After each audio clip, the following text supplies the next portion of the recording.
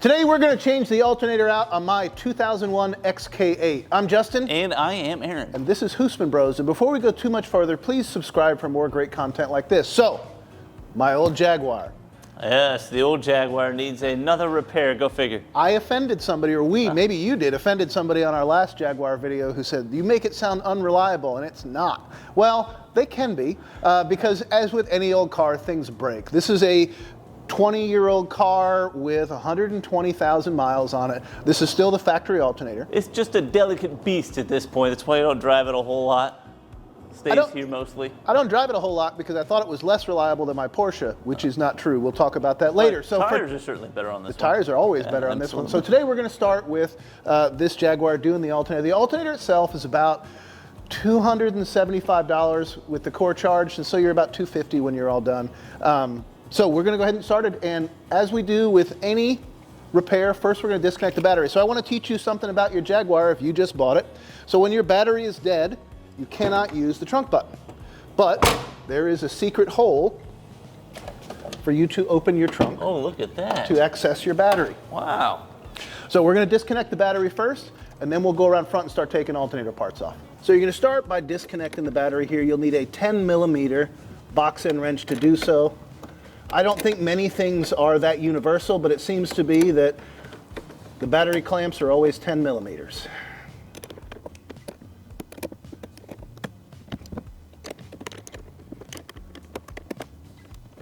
Once the battery is disconnected, we're going to head up front to take some parts off to get access to the alternator. There are a couple different ways to do this. We're going to try the easier way. One of the ways involves removing the oil filter and doing a complete oil change. I don't really need to do that. So we're going to start with taking off this intake tube. We have to take off the intake box as well. Now this is not the original intake tube. If you have the original, you're going to have a flat piece here and it's going to connect over here, but same principle. We've loosened up the clamp. So we're just going to take this off. We're going to remove this breather here and then take that right off. Just for safety, I always like to do this so that nothing falls in that we don't want in there. Now we're going to remove this air box and we'll get right to that. There are 4 clips here. Don't forget the one in the front. Take that off. Probably should clean my air filter as well. And we have to unclip the mass airflow here. And that's the box off, and we'll go ahead and take advantage of having this out to clean this up. Now, once we've got that top off, we have a couple bolts right here, and actually, I think that might be it. Let's take a look. So this is a 10mm bolt. There's another one on the bottom here that you can't see. Okay, there we go. Okay, we have a 10mm nut here and an 8mm bolt down here, which actually I didn't need to take off. So it actually is just the two. This is what holds you back. So you're going to have to kind of muscle this out. Theoretically, you can slide this off of here and leave it in the fender. Let's see here. There are 2 little tabs here that come out. If you can get to them from underneath and up top, you can slide this tube out and then you just muscle this out. You do not need to remove the bolt down here. Bring that back up.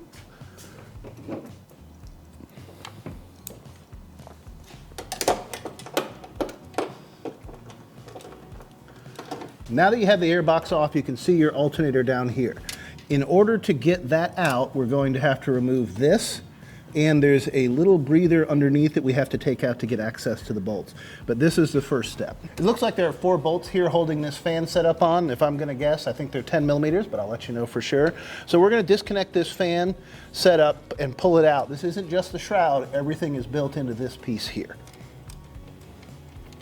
In order to get to the alternator and to get to the bottom shrouds, you've got to take off this cooling piece here. This is a vent that ducts air into the alternator to make it cool. You have to just pull this front part off. It clips over the frame, and then remove this 7mm bolt. And it should go without saying that if you are working on a Jaguar, you should remember to put gloves on because there is oil all over here.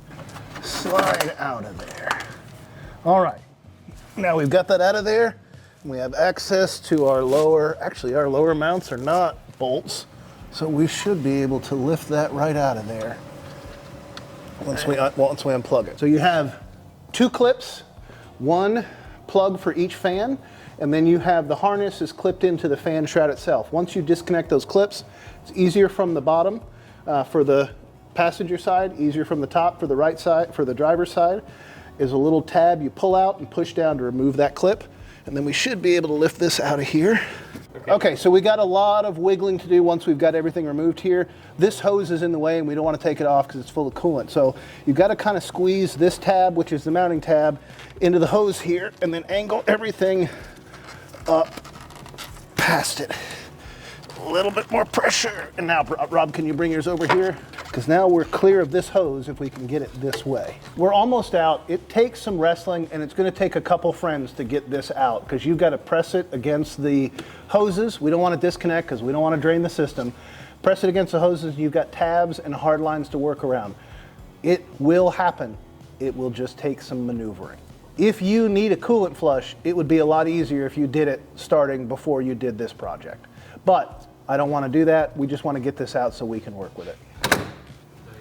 No, you don't have one. That'll be okay. It wasn't easy, but we got the fans out of there. We'll set those aside. And now we're going to remove the belt, and then I'll get underneath the car to disconnect and take out the alternator. So now Rob is loosening the idler pulley so that we can remove the belt that drives the alternator. There, you can Pull the belt off now. From here. Yeah. Okay, we're loose. Okay. Now we have loosened the belt, so I'm going to go underneath and disconnect and unbolt the alternator, hopefully. The way the idler pulley works is you don't unscrew the bolt all the way, you apply pressure, and then you can remove the belt because the whole system is loose. You're going to need 2 people to do this. In fact, I think this is a 2-person job no matter what you're doing. We had to do that, remove the idler pulley. What is the purpose of the idler pulley? So what it does is applies the tension to the belt. And what's great about an idler pulley is that you can take the tension off the belt, remove the slack of the belt off the idler pulley itself, and then the rest of the belt's easy to take off. Excellent. You can feel the ground. And So the here's plug our new right there. alternator. In the car is oriented like this. This is the front of the car. This is the top of the alternator. This is the bottom. Here we have our ground strap and our power plug. So I'm going to go underneath the car and see if I can get the other one out. Ground and power are angled towards the motor in the inside of the car. First, we'll remove this lower bolt. Like Tom Sawyer, I've managed to get Rob to do the hardest part. And the bolt on the bottom, you have a 13 millimeter on the front, towards the radiator, and a 15 millimeter in the back, and you need the 2 wrenches to make it work. You're probably going to need a breaker bar to start it, and then we have a ratcheting box end and a regular box end to hold the back. So we're working on that bottom bolt right now. It's kind of hard to show what's going on, but that's what we're describing it so much, but I can show you on this. So we're talking about this bottom bolt. This is on the front, and there is a bolt all the way through it to the back. This is a 13, the back side is a 15. Are you getting the dirt on film? Because this is a messy job. We have the bolt underneath that has to come out and the bolt on top that has to come out. You have the ground wire that has to be disconnected, which you do from the top. And then you're going to need pressure. Rob is underneath right now removing the plug so that we can get it out. This is a 2-person job for sure. But I think we're in the home stretch. You got it, Rob? No. Piece of dirt went right up my nose. Sure. After you get the bolts out, you're going to need to use a pry bar to separate it from the mounting. They weren't exactly, the metals weren't exactly married together, but they certainly had a pretty good relationship going on. All right, we've got our old alternator out, and Rob, this plug is a problem, right? Yeah, it's been heat cycled so many times. So by the time we pulled it out, it was jammed in there. It's a real, it's brittle. It's going to break. The best thing to do is minimize the damage. Then get a good pair of needle nose pliers. We were able to get a purchase on one piece that was up about here and just had to pull and wiggle. Not too much, being really gentle because obviously we don't want to break the entire thing. 20-year-old plastic plus heat, it's not good. And so we looked at the connectors. They're very corroded. So we're going to fix it up with some dielectric grease and we're going to really clean up that plug so when it goes back on the new one. And I've got some sandpaper will do that, but this is for sure a 2-person job. For sure. Do not do this in your driveway by yourself. You will sell the car. Yes, you will. I'm dressed like a regular person again, so that means the job must be done, and it is. So putting this back together is just the reverse of what you did taking it all out. Some of the challenges that we faced, getting the fans back into there without draining the system, It took some angling and some finagling.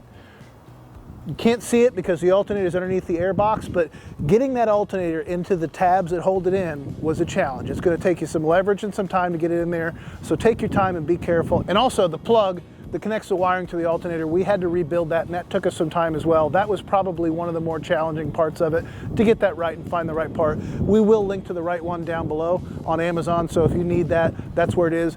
I would suggest that if you're doing this job, you go ahead and order one in advance. It's about $15, and that way if you need it, you'll have it and you won't have to wait like we did. But we are back together. It is running great. The battery is charging, and I am ready to drive it again. Thanks for watching, and I'll see you next time.